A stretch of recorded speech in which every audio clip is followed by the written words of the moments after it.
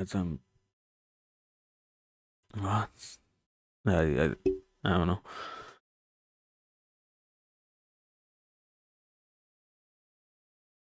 So, is this working? Yeah, this should be fine. Also, is this like functioning? Yeah, it is. Um, what else? How to probably not probably. I have to actually close stuff down so that this doesn't lag. So yeah, give me like 1 second. Thank you very much. Let me close that and that. Yeah. Also dogs. Bow bow bow. So Kino. Eh, I think I'm kinda ready. Let me see. Let me check this actually. Also, program projector. What?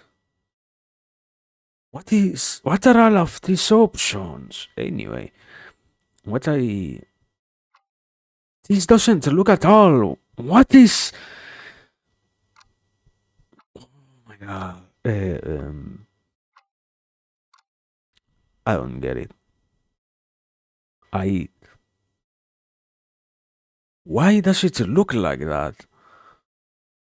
What did I change that I shouldn't have changed? Ah, man. Filters, properties. This is being properly captured. The issue is the size itself. Is it too big? What am I doing, brother? It looks fine. I don't look fine. Why don't I look fine? What's going on? What's going on with OES? It was the so-called moment in which OES breaks everything. I love it. Yeah. Why does it look like that? Why does it look like that, brother? Anyway, let me let me change the stuff around. Test? Does that work? No, no, no, no, no, no. This still looks bad. Test? That still looks bad. Uh, Around here? Sort of. What's going on? Anyway, uh, let me be like here. And now I have a question now. Does the chat also change for some reason? I have the source. Uh, is it actually not working in that sense? Is it not doing what it should? Let me.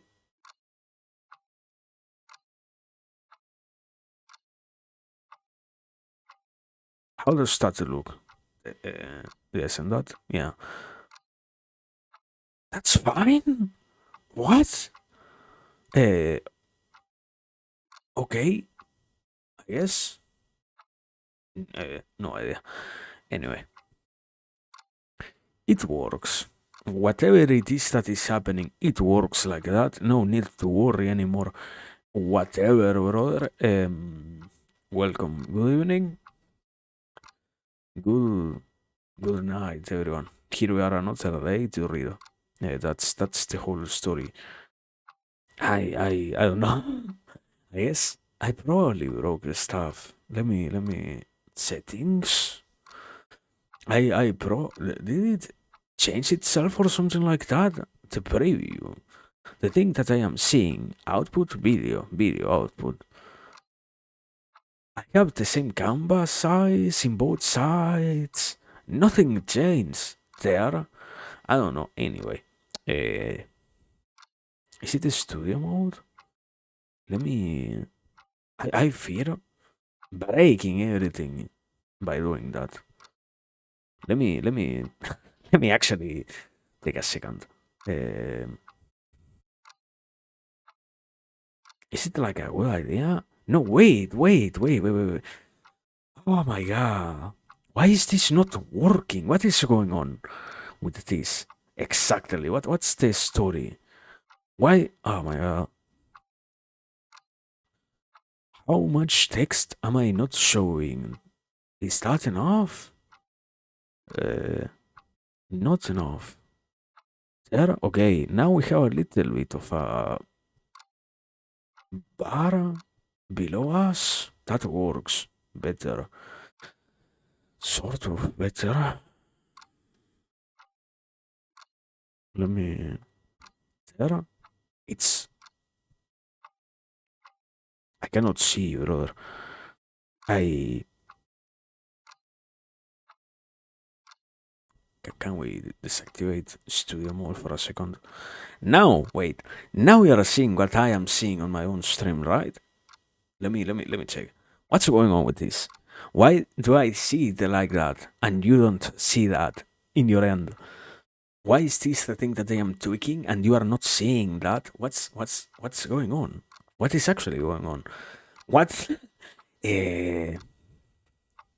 And I switch back to studio mode and it looks like this again. Whatever. I am not a video engineer. I cannot tell you what's going on. Whatever. It doesn't matter, I guess. The only thing that matters is everything. No. It isn't even all being properly shown to me. What? You know what? I can't give up. I can't give up. It doesn't want to work like it should. I can't give up.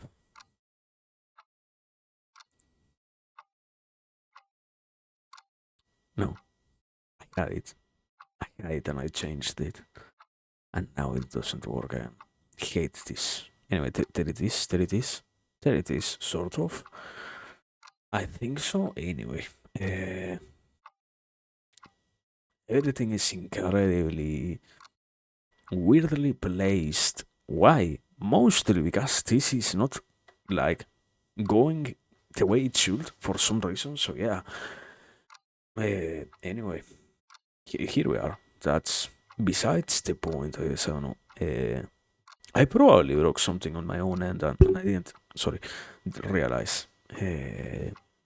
Whatever. We can move past that.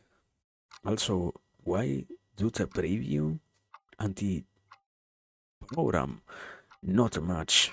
Program display? I fear changing anything. Uh, hmm, I guess I should probably look into this later on. Anyway, good. Nothing. That sort of sentence in which, oh yeah, I should probably pay attention to this error later. Whatever. Let me give me like half a second.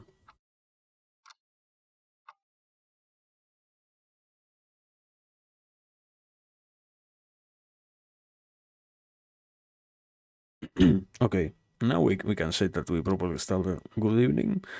I don't know what's going on with the stuff. I guess I broke the everything somehow.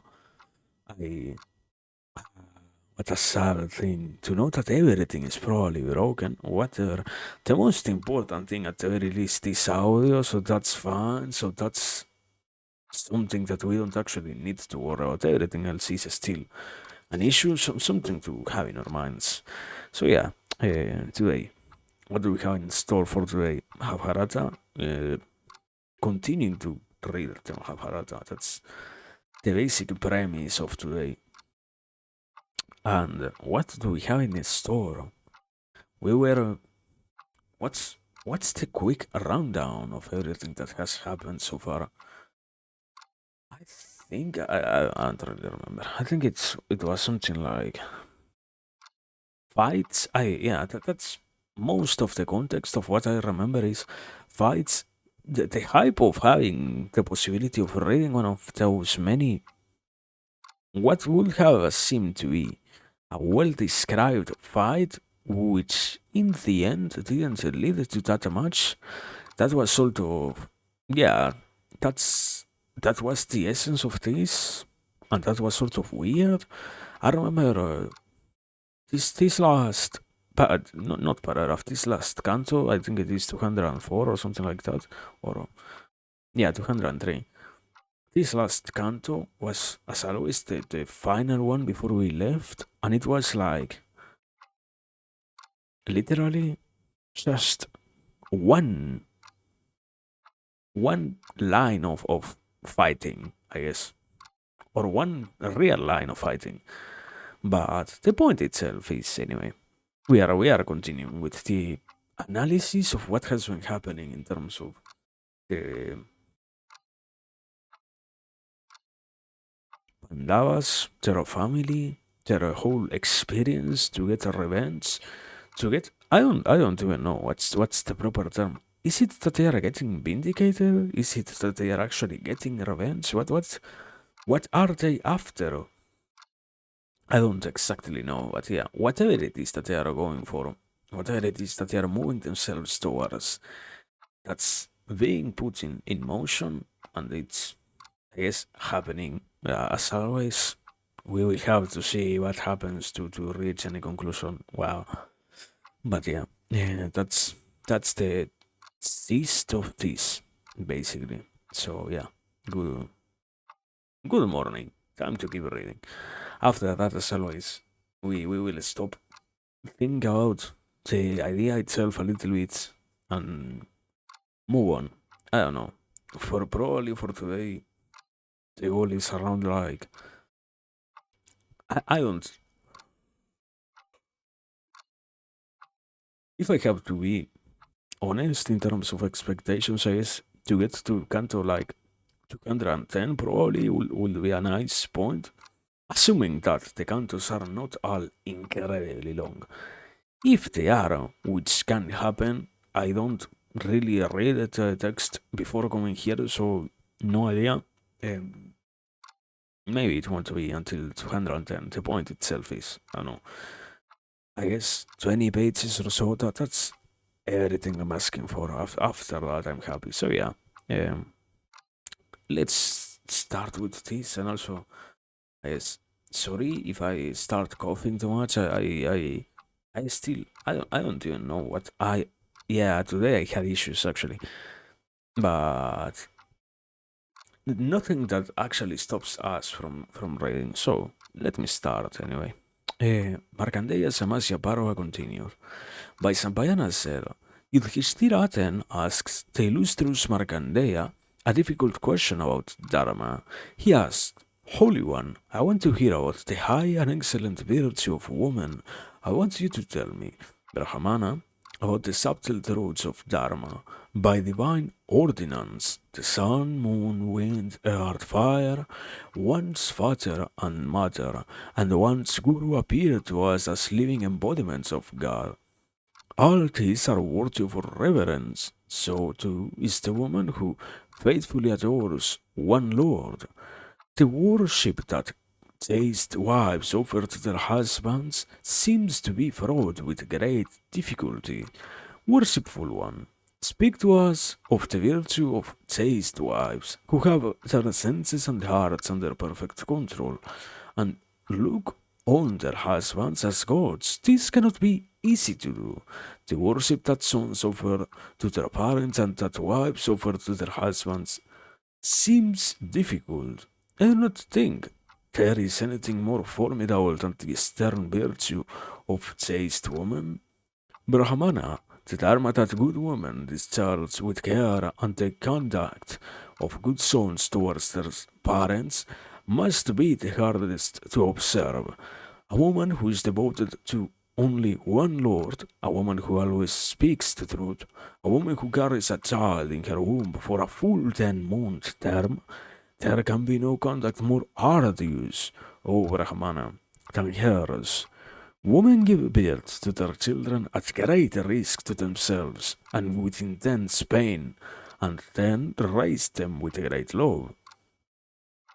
Even persons who invoke hatred in others because of their cruelty do succeed in accomplishing their bad which, in my opinion, is a difficult thing. Biha, tell me the true duties of Kshatriyas. It is not easy for high-souled men to acquire virtue when their dharma obliges them to perform inhuman acts.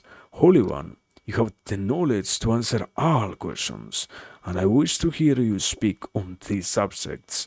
Best of Breus clan, you of the lofty bows, I wait respectfully to listen to what you say. Markandeya says, Bharatutama, I will tell you all this. However, complex the answers to your questions may be. Listen well.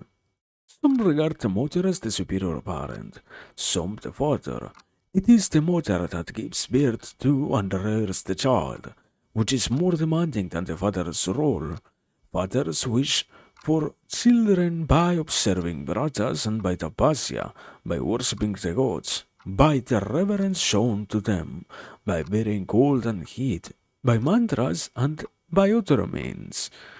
When they have children, after these painful observances, they, too, O Kshatriya, are always anxious about their sons' futures.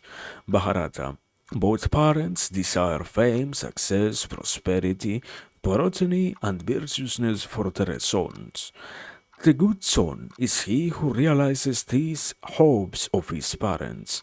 Great king, that son with whom his father and mother are gratified achieves eternal fame and everlasting virtue in this world and the next. When it comes to women, neither yagnas nor saradhas nor vratas are of any use.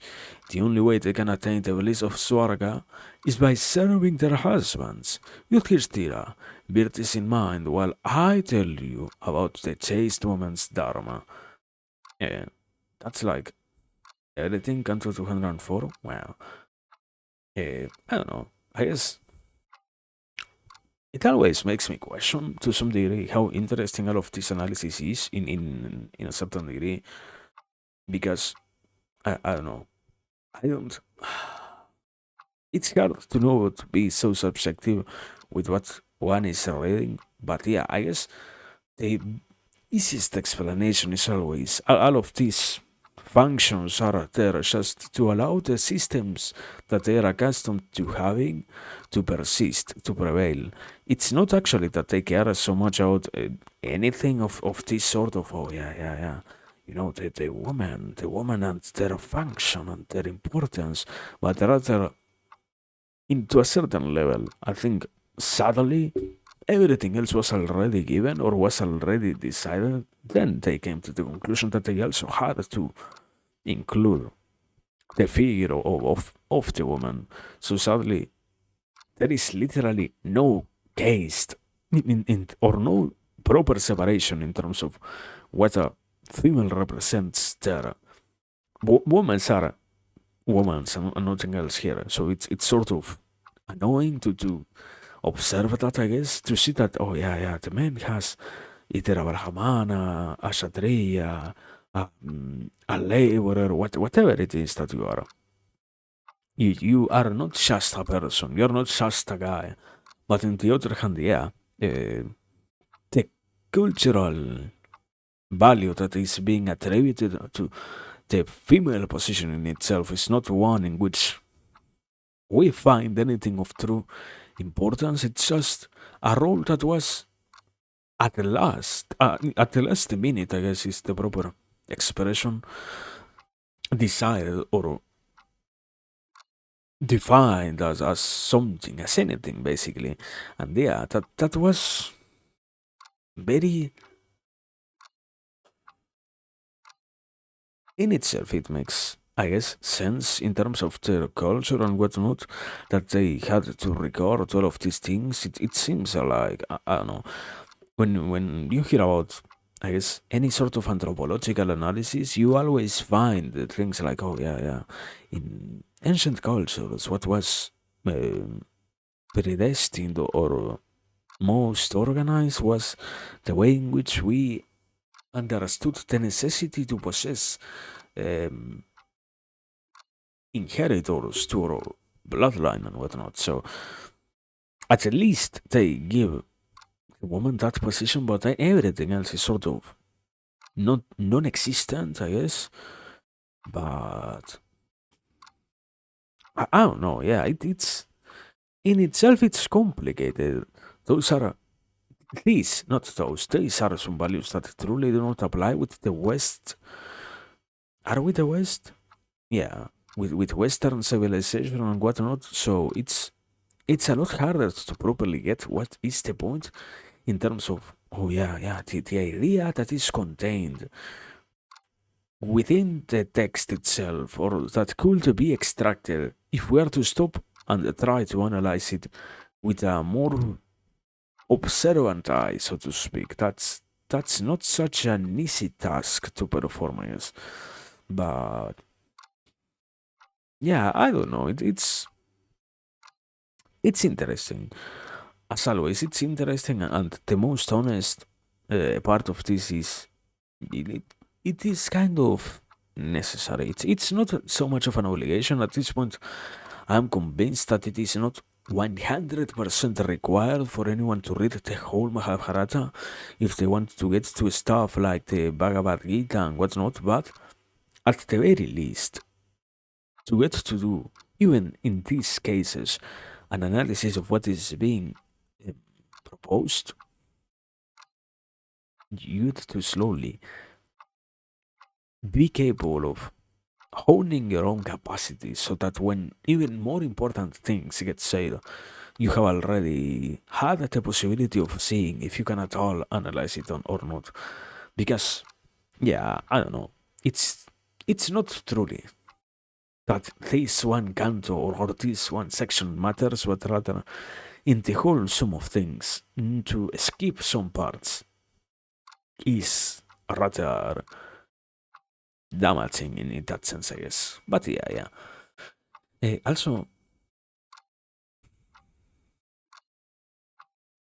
is there something else? Yeah. There was some regard the mother as the superior parent, some the father. That's everything that I will highlight. If there is anything to properly say that might have more information, I don't know. Suddenly, there is no actual part of what is the father's role in the existence of the child or children or whatever. We have all of this paragraph and whatnot on, oh yeah, it is the mother that gives birth to and rears the child and whatnot. Yeah, okay. But in itself, there is nothing that actually matters inside of it in terms of, oh yeah, this person, or not this person, this line is talking about exactly, I don't know, this one conclusion. It's more, let me say it like this. This whole line, if you have read the stuff like, I guess, sucks. Is it Sun sucks? I don't remember if it is Sun sucks Lacan theory, theory of what is it? Of personality, the way in which we are influenced, and psyche, basically. That whole idea of, yeah, the human has the father and the mother, the real and the surreal, subreal, or whatever. That whole stuff, I guess, is why this one line gets to matter in any way, I guess. Some regard the mother as the superior parent, some the father. The fact that it doesn't clarify anything also is sort of not complex. In this case, misleading, I guess. It doesn't properly allow for any other conclusion to be had. It's like, for some reason, unavoidably, yeah, the speaker is trying to focus on the questions that were proposed to them, but in many other cases, it has also still happened that they take incredibly long detours to talk about stuff that might not be related at first to the question that was being asked. So that's also partially in this case why it's sort of astonishing to see. Yeah, you know what? We could mention it, but we rather skip it you know. So yeah, that's why it's also perplexing in that sense. But I think it's in some way it's interesting. It's, to say the least, it's interesting. But yeah, it also has the promise of, bear this in mind while I tell you about the chaste woman's dharma, everything else that is to come in Canto 205 and whatnot. So yeah, that's once again Canto 204. Let me actually continue. Canto 205. Markandeya Samasya Bharava continued. Markandeya says, there was, Bharata, a pious ascetic named Kausika who had great tapasya shakti and who was devoted to the study of the Vedas. He was an excellent Brahmana and studied all the Vedas with the Angas and the Upanishads. One day, as he sat reciting the Vedas at the foot of a tree, a female crane that was on that tree sullied him with her droppings. He looked at the crane in anger, and this was enough to make the crane fall dead to the ground. Seeing the fallen Krauncha under the tree, the Brahmana was moved to pity and began to lament the dead crane, saying, alas, urged by anger and malice, I have done a sinful thing. Having repeated this lament many times, that learned Brahmana went to a village to beg for alms. Bharata Rishabha, in course of making his rounds of the houses of noble families, the Brahmana entered one such house that he knew. As he entered the house, he said, give, and a woman from inside answered, wait. Bharatotama, while the housewife was cleaning the vessel from which alms are given, her husband suddenly came home and he was very hungry. The chaste housewife saw her husband and, ignoring the Brahmana, gave her lord water to wash his feet and face and a seat. After that, the black-eyed lady served him with savory food and drink, and humbly stood beside him in ready attendance. Yudhishthira, that woman, was an obedient and chaste wife. She always ate the leftovers from her husband's plate. She was ever respectful of her lord's wishes and commands, and she was devoted in her love for him. Her conduct was always pious. She was skillful in all domestic duties, attentive to all her relatives, and always did what was pleasing and beneficial to her husband. She was devout in the daily puja and heedfully so to the wants of guests and servants, as well as of her mother-in-law and father-in-law. While this woman of the lovely eyes was busy waiting on her husband, she noticed the Brahmana waiting for alms and remorsefully remembered that she had asked him to wait. This lady, who was well known for her chasteness, took something to give to Brahmana and went out to where he stood. When she came before him, the Brahmana said, best of women, blessed one, I am surprised at your behavior. Having asked me to wait, you did not dismiss me, but kept me waiting. Lord of Men, seeing the Brahmana blazing in anger, the chaste woman tried to pacify him. She said, oh, learned one, it is proper for you to forgive me. My husband is my supreme god. He came home hungry and tired, and I was serving him. Hearing this, the Brahmana said, you do not seem to consider that the Brahmanas deserve more respect. Do you dare to exalt your husband above them? Are you so involved in your life as a wife that you disregard Brahmanas?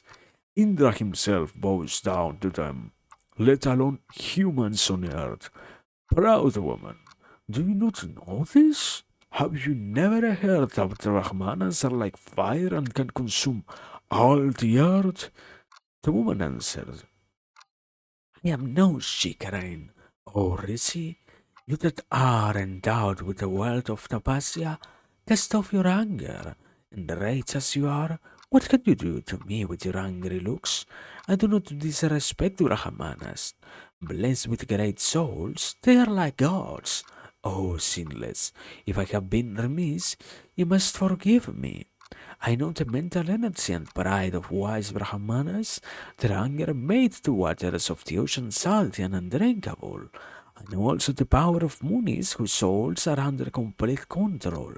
They are aflame with tapasya shakti. The fire of their wrath has still not been extinguished in the forest of Dandaka. It was because of his disrespect towards Brahmanas that the great Ashura, the evil Batapi, was eaten by Agastya. I have heard that the powers earned by high-souled Brahmanas are great indeed, but, oh Brahmana, they are as great in forgiveness as they are in anger. Therefore, oh Anaka, it is proper that you forgive me my offense. I favor the punya that serving my husband, whom I consider the highest god, gives me, and what you see is my worship of him and the virtues that accrues from it. I know that you have escorted a sick end with your anger. Divihotama, best of the twice born, a man's greatest enemy is his anger. The gods only consider Brahmana the man who has shed his anger and passion, who always speaks the truth, who always pleases who always pleases his teacher and who, though wounded by another, never retaliates. The gods consider Brahmana the man who has his senses under control, who is virtuous, pure and devoted to the study of the Vedas, and who has mastered anger and lust. The gods consider Brahmana the man who knows Dharma and is rich in the case of mind, who is devout, who looks upon all as his equals, who studies and teaches others, who performs sacrifices himself and officiates at the sacrifices of others, and who gives as much charity as his means allow. The gods consider a bull among the bihas, a brahmana who practices brahmacharya, who has liberated his soul, who is devoted to the study of the Vedas and who always begins his studies with a recitation of the ideals of Brahmanas. The hearts of such men only ever find joy in truth, but never in falsehood. Oh, Dibhotama, they say that the study of the Vedas, tranquility of soul, simplicity of living, and the repression of passion are the eternal duties of the Brahmana. Those that know about Dharma have said that truth and honesty are the highest virtues, and that they are not easy to comprehend. Virtue is eternal and is difficult to attain, but whatever kind it is based on truth. The ancients have declared that Dharma, because it depends on Sruti, is of many kinds and too subtle to understand. Holy One, you are virtuous, pure and devoted to Vedic study. I think, however, that you do not know the real essence of Dharma. Go to the city of Mithila, where a virtuous butcher lives, and ask him if indeed you really understand true goodness. This butcher is truthful and devoted to the service of his parents, and has his senses under complete control. He will tell you about Dharma. Go there if you like. Oh, faultless one, forgive me if what I have said is distasteful, for those who are earnest about acquiring Dharma must never insure women. The Brahmana replied, I am pleased with you. Blessings be upon you. My anger is gone, beautiful one. Your censure serves me well. I will go now and do what is good for me. Markandeya continues. Dismissed by her, Kaushika, that the best of Brahmanas, left her house and, berating himself, returned home. End of Canto 205. Um,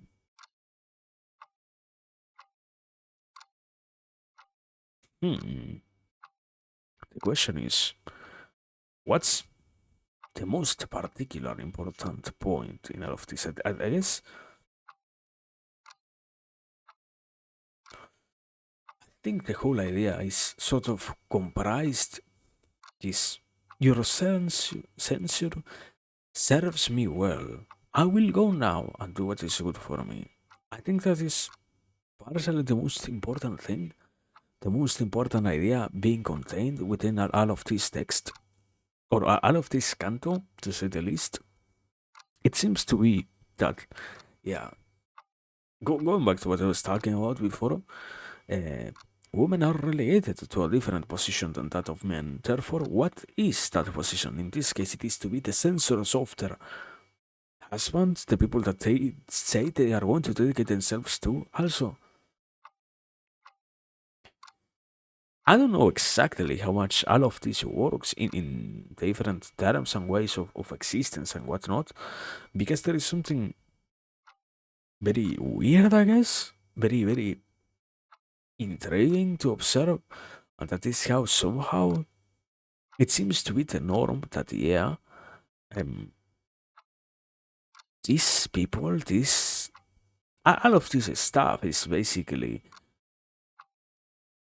aligned or trying to serve what is what was otherwise just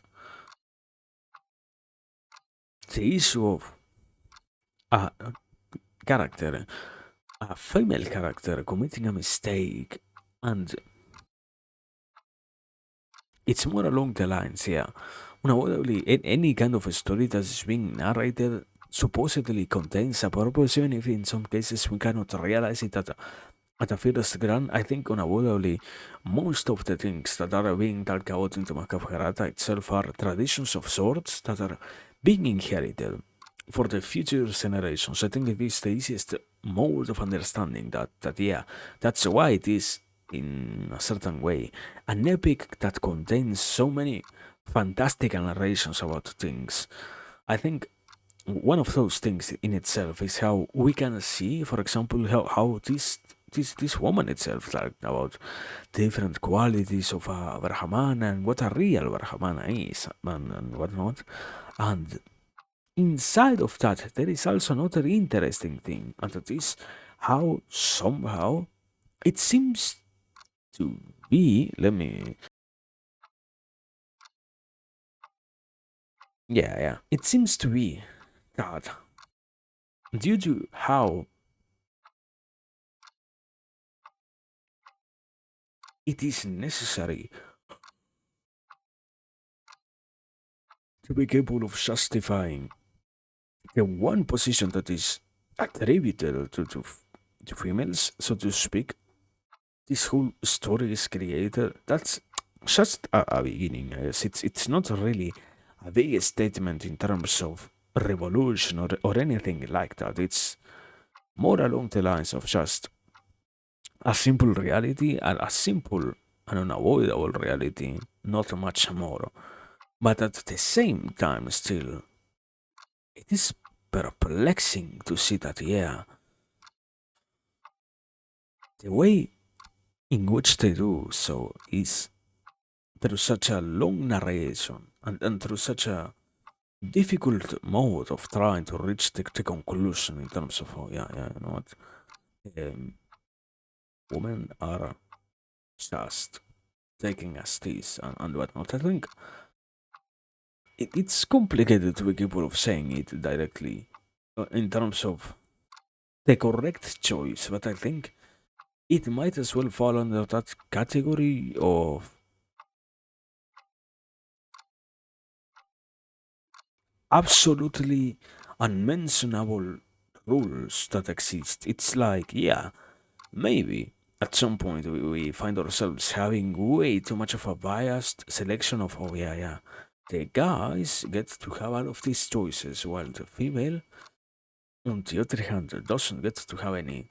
Is this fair? In itself, no, it isn't, but we cannot actually also say that because it might as well mean that we are accepting way too many things, you know? We are risking too much if we can outwardly say, yeah, yeah, uh, women need to be in this place, in this position. They are sort of, I guess, forced into that even.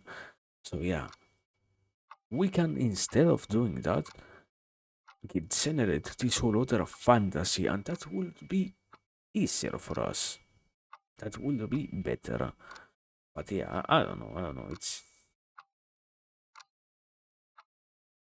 that whole side of traditions and whatnot are always complicated to analyze. They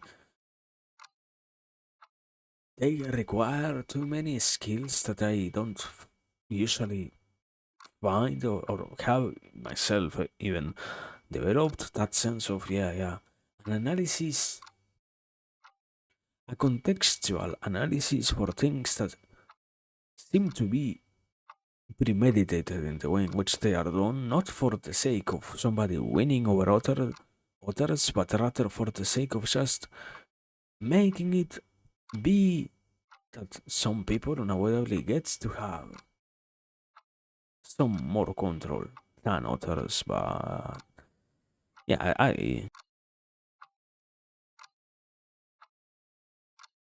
don't know, man. I don't know. That's all I am going to say. I don't know. It's it's understandable, right? At least the basic idea itself is understandable. But yeah, I don't know if there are, if unavoidably there are, but which ones are the worthful one to analyze observations? So yeah, instead, let's just move on. Canto 206. Markandeya Samasya Parava continued. Markandeya says, reflecting upon that wonderful discourse of the woman, Kausika began to reproach himself and, meditating on the subtleties of Dharma, felt guilty. He said to himself, I shall respectfully accept what the good woman said and go to Mithila. I am certain that there lives in that city the Watcher who has his soul under control and has fathomed the mysteries of Dharma. I will go there this very day and ask that great Tapasvin about the virtue. He was convinced by the chaste woman's words because she knew about the Shikarain and because of the import of her words. So Kaushika set out for Mithila, humbly contemplating all that she had said. And filled with curiosity, on the way he passed through forests, villages, and towns, and at last reached Mithila, which was ruled by Hanaka. Is it a magnificent city adorned with the flags of various clans, and it echoed with the sounds of yagnas and festivities. There were splendid gateways and palaces, many marvelous buildings, and it was protected by walls on all sides. The city was full of chariots on its many well-laid roads and streets, which were lined with a variety of shops. Warriors, horses, and elephants shared the roads with the chariots, and everywhere healthy, happy people thronged the streets in festive mall. And there the Brahmana saw many other things. He inquired about the virtuous Vatsar, and two Brahmanas directed him to his house.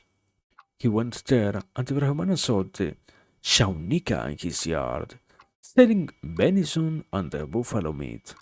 Because there was such a crowd of people waiting to be served, Kausika waited at a distance. But the meat vendor, realizing that the Brahmana had come to see him, rose from his seat and went to where the Brahmana stood. He said, Salutations, Holy One. Welcome. O best of Brahmanas, I am the Vatsara. Blessings be upon you. Tell me what I can do for you. I know that the good lady told you to come to Mithila, and also why you have come. The Brahmana was surprised at his words and thought, this is the second wonder that I see. The Butcher said to the Brahmana, you are standing in a place that is scarcely proper for you. Anagha, come, let us go to my house. Markandeya continues, saying that as to so be it, the Brahmana gladly walked ahead as the Vatcher led him to his home. Entering his pleasant house, the Vatcher reverently offered his guest a seat and gave him water to wash his feet and face, which the Brahmana accepted and then sat at ease. He said to the Vatcher, "Your profession does not seem fitting for you. I feel sad that you practice such a cruel trade." The Watcher said, "This is the profession of my family, which I have inherited from my father and grandfather. Biha, do not grieve. I am only living by the dharma of my birth. By discharging the duties preordained for me by the Creator, I serve my superiors and the elders. Brahmanotama, I always speak the truth. I never envy others and I give to the best of my ability. I live upon what remains after serving the gods, my guests, and my dependents. I never speak ill of any creature, big or small. Best of Brahmanas, the actions of your former life always follow you into subsequent lives. In this world, there are three main professions: agriculture, cattle rearing, and trade. In the other world, the three Vedas, knowledge and morality are important. Service to the three superior castes is assigned to the Sudra, agriculture to the Vaisya, battle to the Kshatriya. The practice of Brahmacharya, celibacy, asceticism, recitation of mantras, and truthfulness to the Brahmanas. The king shall rule chastely over his subjects who adhere to their proper duties, and shall return those that have fallen from their dharma to it. The king must inspire fear, as he is the lord of his people. He checks his subjects who neglect their dharma, just as he will stop a deer with his arrows. Oh, Rishi, Kanaka is such a king. There is not one subject of his who does not live according to the dharma of his beard. Best of Brahmanas, here all four orders rigidly adhere to their respective duties. King Kanaka punishes evil even if the criminal is his own son, but he never inflicts pain on the virtuous. He uses reliable and good scouts and keeps an impartial eye on all. Prosperity, dominion, and the power to punish rest with Kshatriyas, a king whose virtues craves prosperity. The king is the protector of the four Varnas. As for me, over Hamana, I always sell pork and buffalo meat without slaughtering the animals myself. I sell the meat of animals that have been killed by others. I never eat my meat myself. I never go to my wife except in her season. I always fast during the day and eat at night. Even though the actions expected of a man by his dharma are cruel, the man can be good. A man can be virtuous, although he may be a slayer of animals by profession. Virtue diminishes and evil prospers because of the sinful deeds of the king. His subjects become corrupt and they decline. This then, over Hamana, that ugly monsters and dwarfs, hunchbacked and huge-headed people, men that are blind or deaf, those that are cross-eyed or impotent, are born. It is because of the sins of the king that his subjects suffer. But our king Hanaka virtuously watches over his subjects and is always compassionate. On their part, his people always keeps to their Svadharma. As for me, I try to please everyone, regardless of whether they speak well of me or not.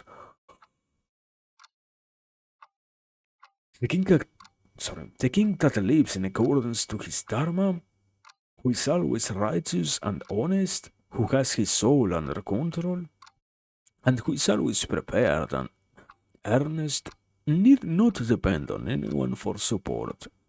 There are certain attributes that find their place only in a man who desires worldly detachment, giving of food to the extent that one can afford, endurance of heat and cold, steadfastness in virtue and compassion for all creatures. One shall avoid telling lies and shall do good deeds without being asked. One shall never allow lust, anger, or malice to get the better of virtue. One shall never give in to extremes of joy and sorrow in good times and bad. One shall never feel depressed or abandon the path of righteousness when overtaken by poverty. One must never repeat a wrong. One shall always turn to conduct that benefits others. One shall never repay wrong with wrong, but behave honestly with those that have wronged him. The wretch who leans towards sins destroys himself by doing wrong. Only one imitates those that are evil, who abandon Dharma and mock the good and the pure in the belief that there is no goodness, and who, therefore, will surely be destroyed. The sinful man bloats like a leather bag puffed up with wind. The thoughts of these vain and stupid ones are feeble and worthless. The inner soul recognizes his foolishness as easily as sunlight reveals everything. The fool does not shine merely because he praises himself.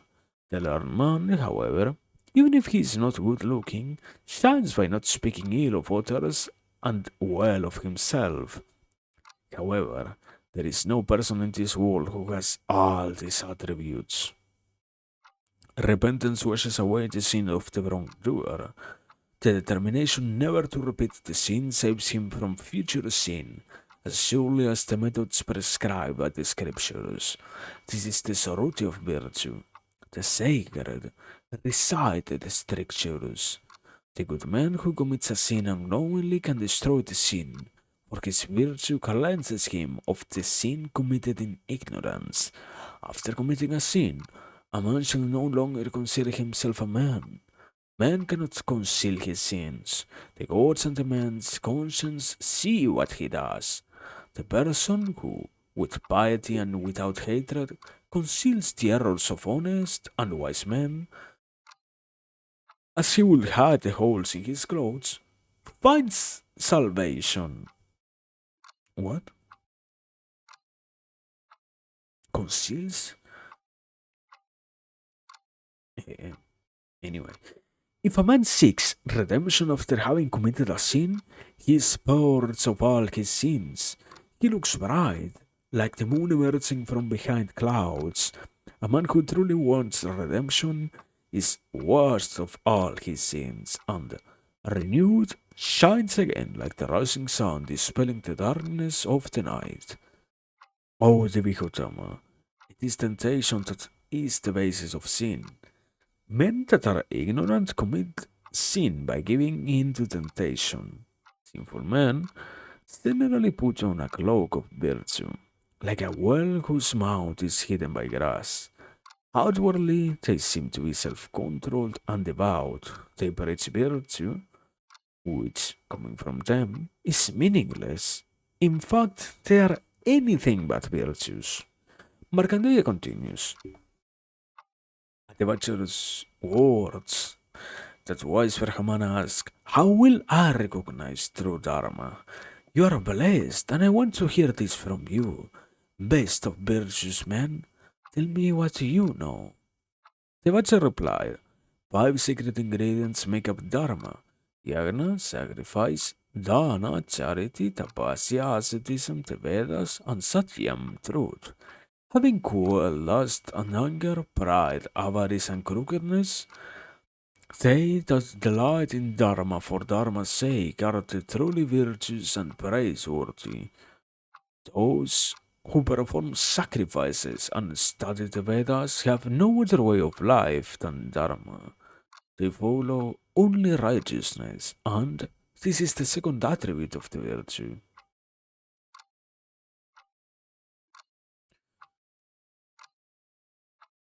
Waiting upon superiors, truth, freedom from anger, and charity, these four, O Brahmana, are integral to Dharma. The only way a person can lead a righteousness life is by practicing these four. The essence of the Vedas is truth. The essence of truth is self control. And this is of self-control is abstention from worldly pleasures. One sees all this in the conduct of a good man. They that follow fools who mock men's virtue walk a sinful path and are dragged down to perdition. They that are virtuous and conscientiously observe Varatas, who are devoted to the Sarutis, who abstain from worldly pleasures, who tread in virtue's path and follow the true Dharma, they that are obedient to their gurus and who contemplate the meaning of the scriptures with patience and concentration, are the truly virtuous, Brahmana. These qualities guide their intellect. Avoid atheists and men that live on the edge. Stay away from wicked and sinful men. Rather, acquire knowledge and revere good men. Lust and temptation are like sharks in the river of life, whose waters are the five senses. Cross to the other side of this river in the boat of patience, avoiding the shoals of rebirth into this world.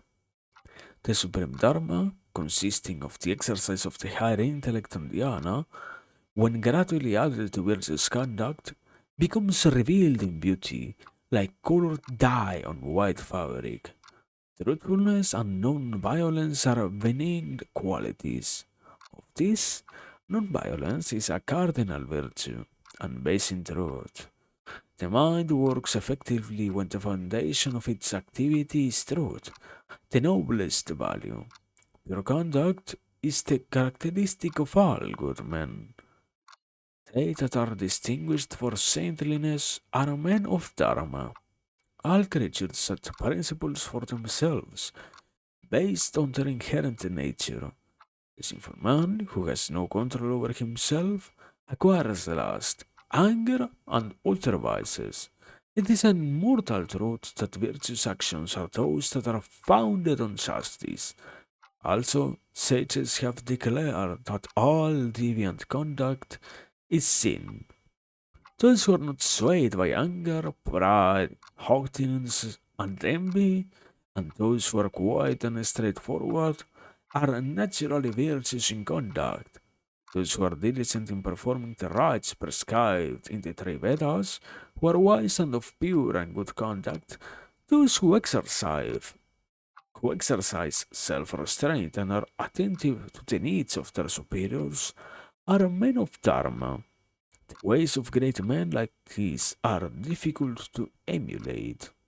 Their sins are washed away by the sanctity of their actions. This piety is wonderful. It is ancient, immutable, and eternal.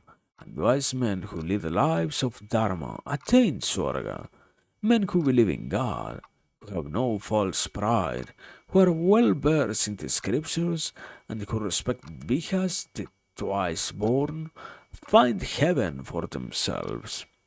Amongst holy men, Dharma is threefold. The supreme Dharma that the Vedas teach,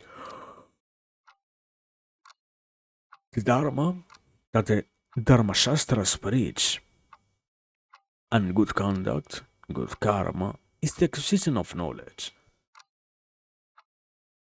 Making pilgrimages to sacred tirthas, truthfulness, forbearance, purity, and honesty. Virtuous men are always kind to all creatures and hold Brahman as dear. They practice ahimsa by abstaining from doing injury to any creature, and they are always polite. Wise men who know the consequences of their good and evil karma are held in high esteem by the sages. Those who are just and good natured and blessed with virtue, who wish all creatures well, walk steadily on the path of righteousness, conquer Swargaloka. Godly people praise those who are charitable, unselfish, and of unblemished character, who help the distressed, who are learned and respected, who practice stern tapasya, and who are kind to all creatures. The generous man earns prosperity in this world and bliss in the next. So does the man who, when asked by good men, gives as much as he can. even depriving his family and dependents. Good men act in this way, thinking about dharma and their own welfare, and knowing the ways of the world, and their goodness grows endlessly. The good who are wedded to truth, who try not to injure any creature, who are honorable, who avoid evil, who are humble, modest, and self-restrained, they who are accepting of destiny, wise, free from malice and lust, these are the witnesses of the world. These three conditions are said to be perfect, to be the perfect way of Dharma.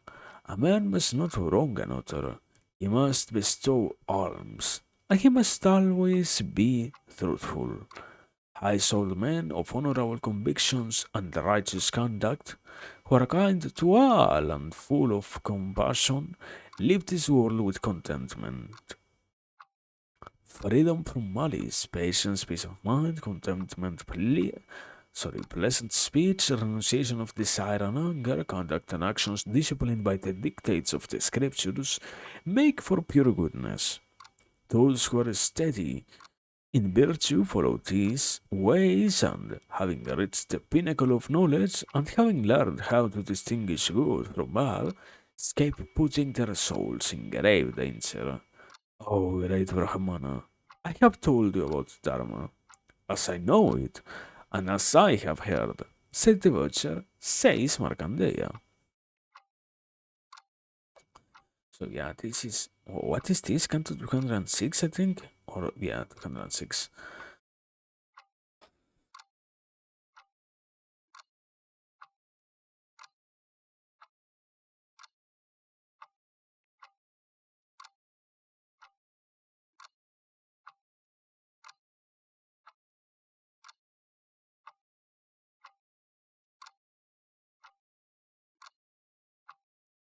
It was, I guess, an incredibly charged canto. I wasn't expecting it myself. I wasn't at all really looking looking at it and hoping, no, not hoping, just that, expecting it to be so heavy.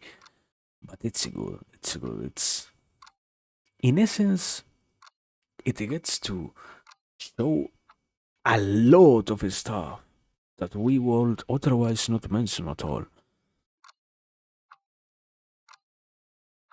Now, still, it is an interesting idea to take into consideration and whatnot that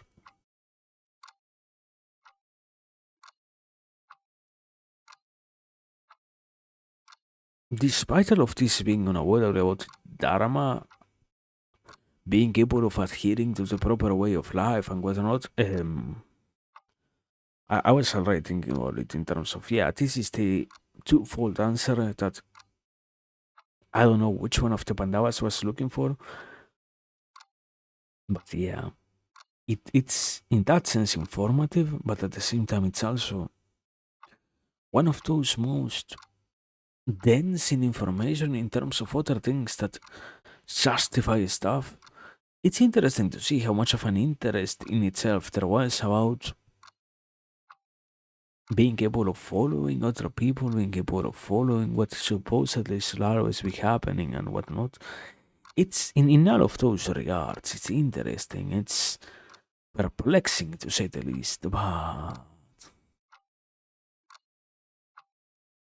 yeah, I can honestly say I like it myself. It gets to have a lot of information. I don't know if I agree with it or not. I don't think I can do that so easily in this case, but it adds a lot of context to it.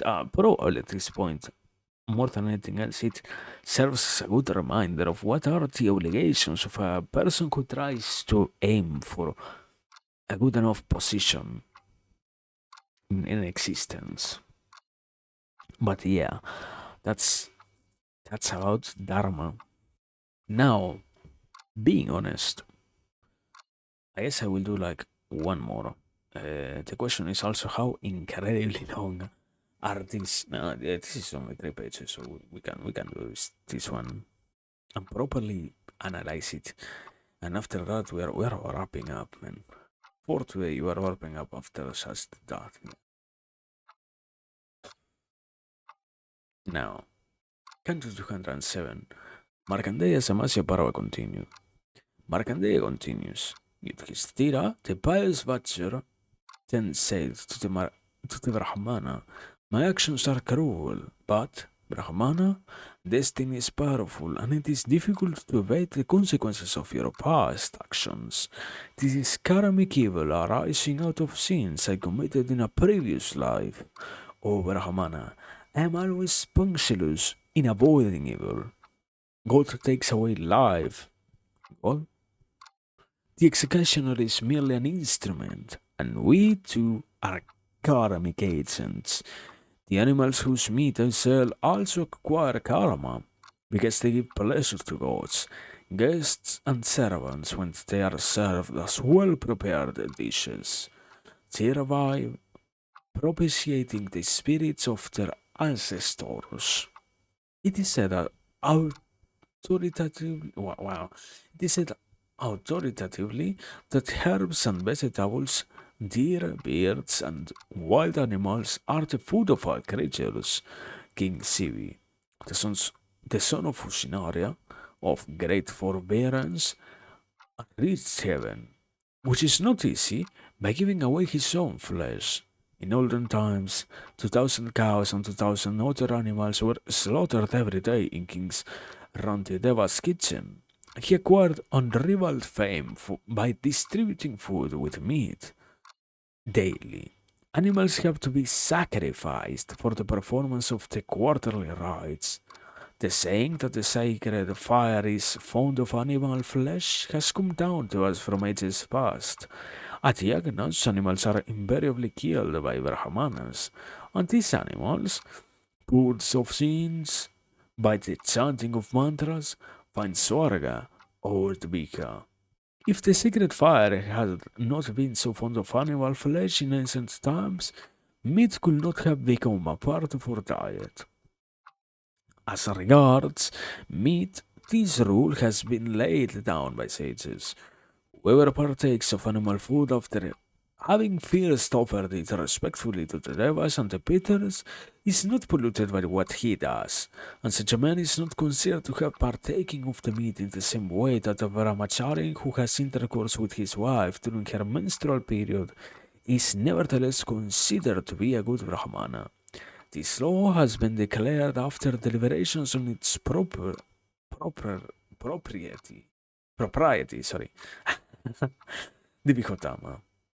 King Sudasa, when offering from a course, often used to prey upon men. What is your opinion of this? And, good Brahmana, I know that my life is a consequence of my own karma, and I obtain my livelihood from this profession. To forsake one's inherent occupation is considered a sin, whereas pursuing one's svadharma is definitely meritorious. The karma of a former life is inescapable, and in determining the consequences of one's karma, the Creator has maintained this law. A person living out the results of his evil karma must always think about how he can atone and extricate himself from doom. The karma that follows evil can be expiated in many ways. Accordingly, Brahmana no, Brahmana Resta, I am charitable, truthful, and assiduously do I serve my superiors. I am respectful and devoted to Brahmanas, and do not indulge in pride or idle gossip. Farming is considered a praiseworthy occupation, but it is well known that even there great harm is done to animal life because, in the process of ploughing the earth, numberless small creatures living underground are killed. Do you not agree? Oh, Brahmana, Brihi and other types of rice are all living organisms. What is your opinion? Men hunt wild animals, kill them, and eat their meat. They cut down trees and herbs. But, Brahmana, there are countless living things in trees. in fruits and in water. Do you not think so? All creation, Mija, is full of animal life, sustaining itself with food derived from living organisms. Have you not noticed that fish prey upon fish, that animals prey upon other species, and that other species eat their own kind? While walking, men trample and kill uncountable living creatures. Even wise and enlightened men destroy life in various ways, while sleeping or resting. What do you say to this? The earth and the air swarm with living creatures, which are unknowingly killed by men. Is this not so? The injunction that people shall not harm any creature was ordained long ago by men who were ignorant of the true facts. Brahmana, there is not a man on the face of this earth who is innocent of injuring living creatures. I have thought deeply about this and have come to this conclusion. And the Rishi, Guru Brahmana, whose vow is to do no harm to any creature, inflicts injury on animal life, except that the harm is less. Kshatriyas of great qualities defiantly do evil, of which they are not ashamed. Good men acting in an exemplary way are not praised by other good men, nor are bad men acting in evil ways praised by terrible peers. Friends are not pleasant to friends, despite their noble qualities, and foolish pedants denigrate the virtues of their teachers. This reversal of the natural order of things, O excellent Brahmana, is common. What do you think about all this? There is much that one can say about the integrity of vileness of or actions. So the integrity or vileness of our actions. All said and done. Whoever adheres to his dharma surely acquires renown, says Markandeya. Markandeya? Yeah. I was missing the says the butcher, says Markandeya, to probably finish that canto. But okay. Okay.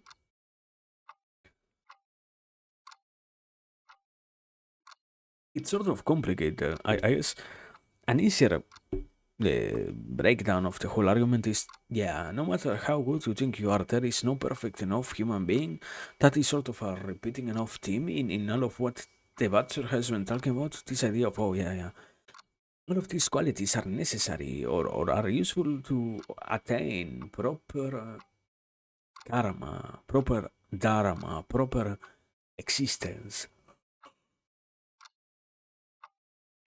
But at the same time, you cannot find any human being who, in their whole existence, has followed all of these certain rules.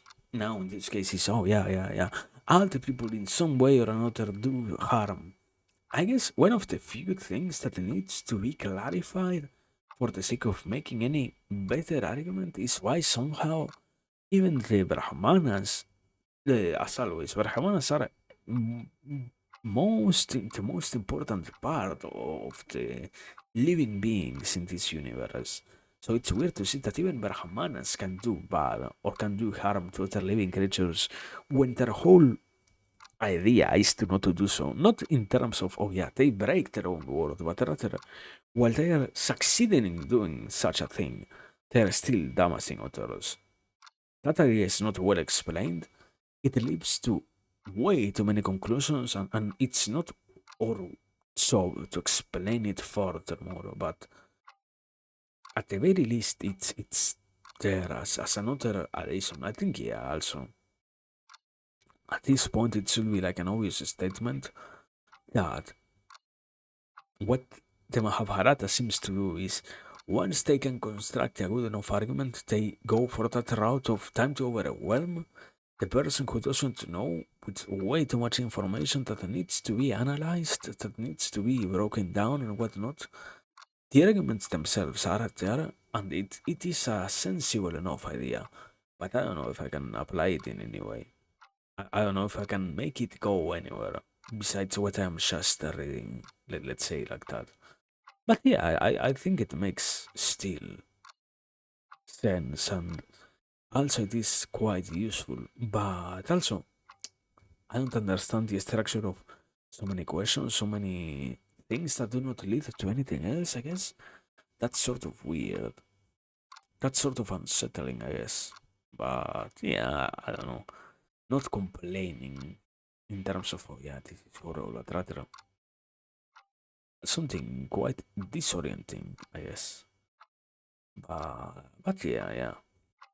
That's Canto. What was it? 207, I think it was. 208. Yeah, 207. And now, uh, also, I have to see how does this look here. Yeah, I look even bigger than what I normally do. I should actually get to fix this. I don't know why this happened at all, but anyways, that's my issue to deal with. So anyway, don't worry. Thanks for being here. Thanks for paying attention. It was a very interesting day. Once again, even if some stuff fail in the middle of it, I wasn't expecting to have all of these struggles with um I guess I don't know OBS, the canvas, whatever, but we did. So yeah, thank you for being here. Well, next week, probably if everything goes well, I think this Sunday we can probably continue reading a little bit more. But anyways, we will have other stuff to do before that. So yeah, have a nice day. As always, take care. Stay hydrated, stay happy, do your due diligences, be a responsible human being. And as always, good luck. And even if we don't get to see ourselves, have a good life. That's all that matters, actually. So, yeah, thank you. Good night.